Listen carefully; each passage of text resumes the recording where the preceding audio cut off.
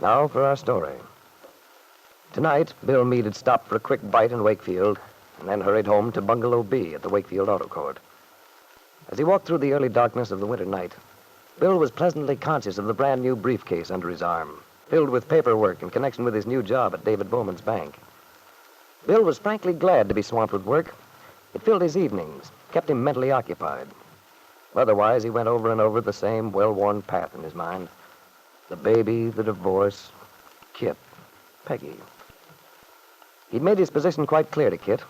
Had told her he intended to get a divorce if she refused to, and that he wanted custody of the baby's son he believed to be his own son. There was nothing more he could do. He'd just have to turn the whole matter over to his attorney, hope that this would have the effect of proving to Kit and Ben Calvert that he meant business. Bill has spread his papers out on a neat little desk he'd bought recently, turned on his desk lamp, and is just preparing to settle down to work when...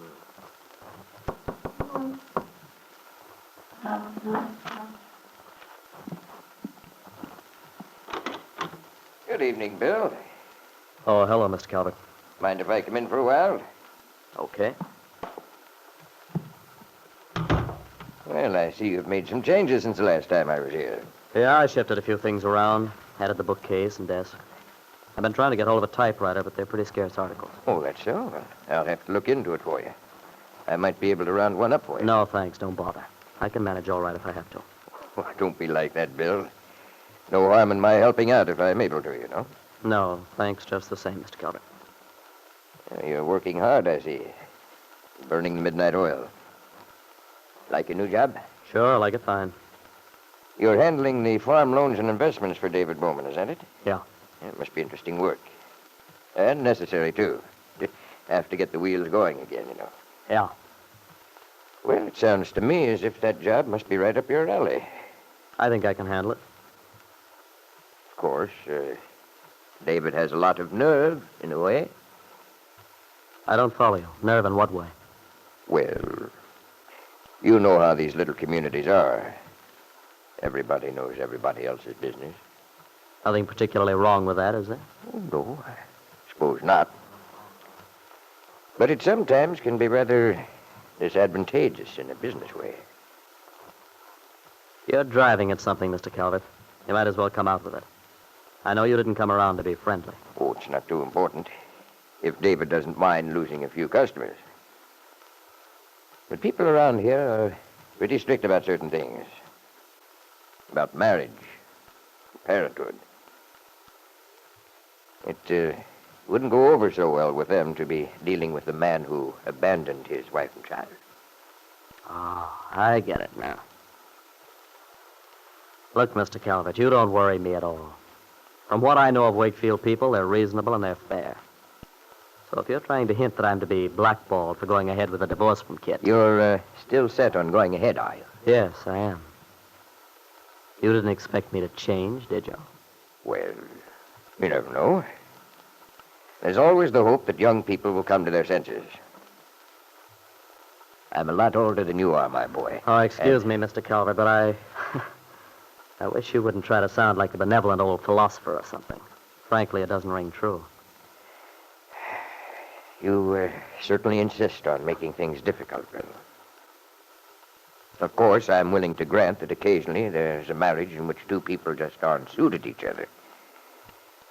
In which case, there's no percentage in trying to make it work, if you're sure it won't.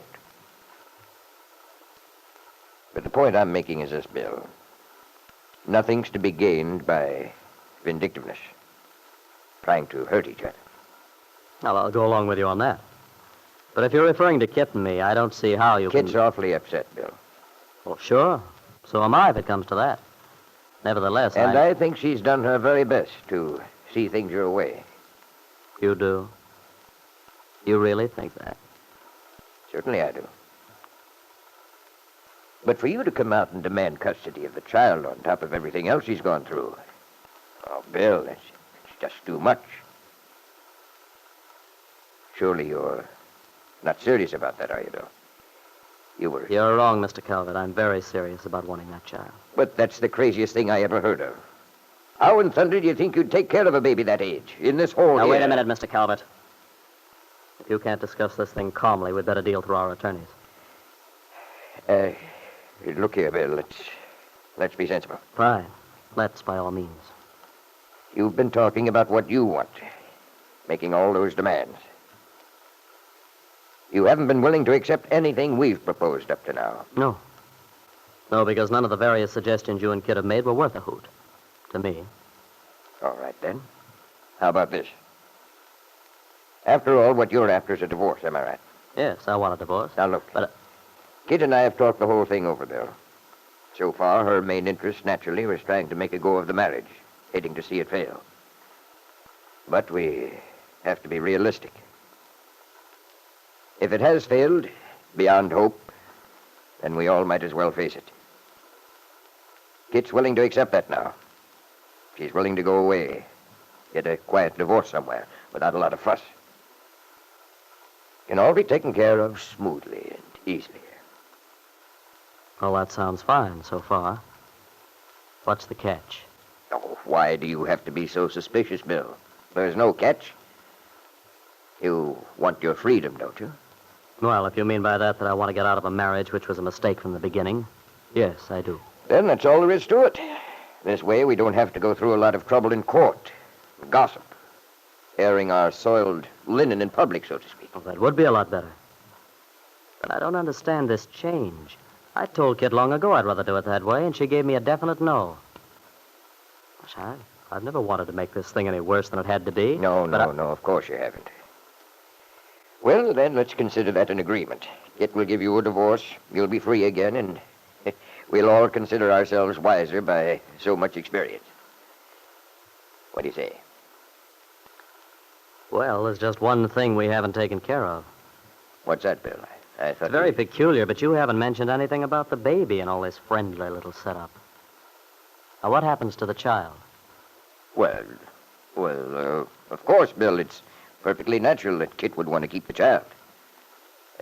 Mother's feelings, you know. A mother's feelings, yeah. So that's it.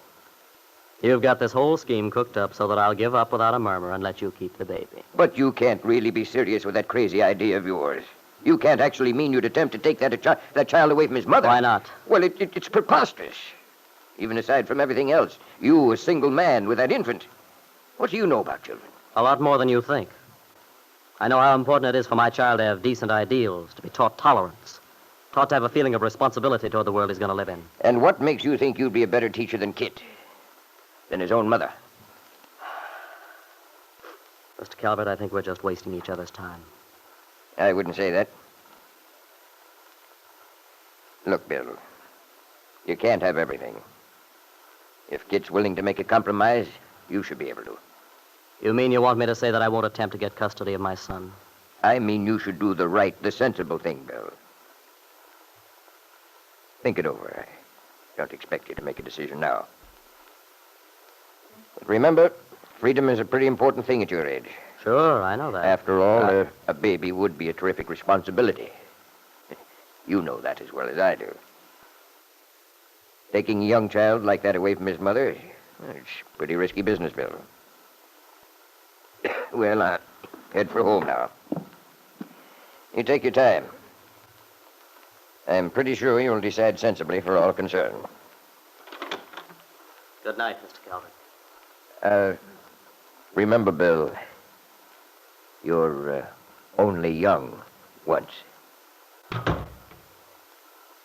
After Ben had left, Bill reviewed his father-in-law's amazing performance, his hypocritical attempt to be friendly, understanding.